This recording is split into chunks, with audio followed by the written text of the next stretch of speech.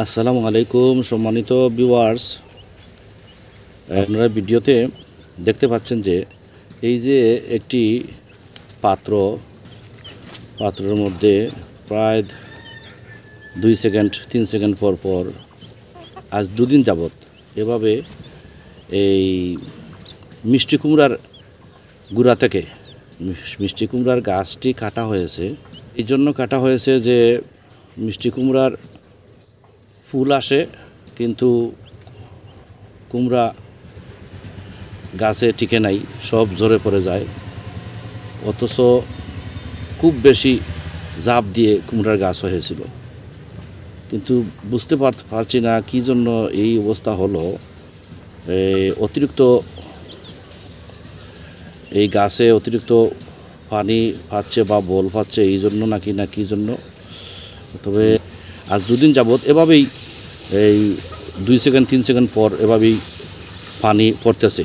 প্রায় এই যে পাত্রটি দেখতে পাচ্ছেন, পাত্রটি প্রায় 5 থেকে 7 পাত্র এভাবে ভরে পানি পড়তেছে। এই দৃশ্যটা আসলে একটি অবাকের বিষয়, যে জানি না মহান আল্লাহ পাক এই কদু গাছের গুঁড়া থেকে, মিষ্টি কুমড়ার গুঁড়া থেকে যে কি একটা আশ্চর্যপূর্ণ, এটি একটা অলৌকিক ঘটনার মতো দেখতে পাচ্ছি। যাই হোক, আমরা এই বিষয়টি আমরা খুব লক্ষ্য করা বিষয়।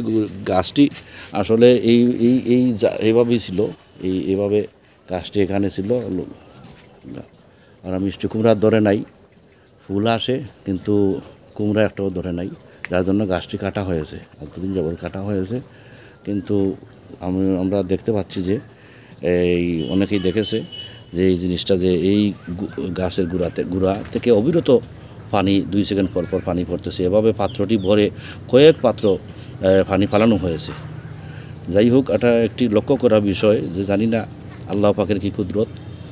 এই জিনিসটা খুব দেখতে অবাক লাগতেছে। আশা করি আপনারাও দেখতে পাচ্ছেন।